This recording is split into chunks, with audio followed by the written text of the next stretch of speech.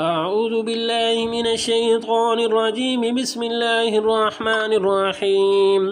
براءة من الله ورسوله إلى الذين عاهدتم من المشركين فسيحوا في الأرض 4 أشهر واعلموا أنكم غير معجز الله وأن الله مخزي الكافرين.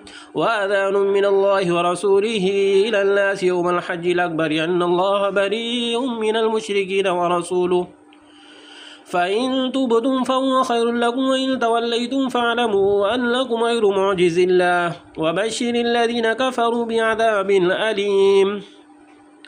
إلا الذين عاهدتم من المشركين ثم لم ينقصوكم شيئا ولم يظاهروا عليكم أحدا فأتموا إليهم عهدهم إلى مدتهم إن الله يحب المتقين.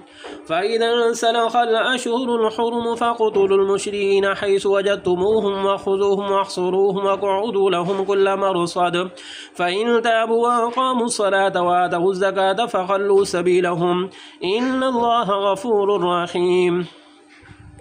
وإن أحد من المشركين استجارك فأجره حتى يسمع كلام الله ثم أبلغه مأمنه ذلك بأنهم قوم لا يعلمون. صدق الله العظيم.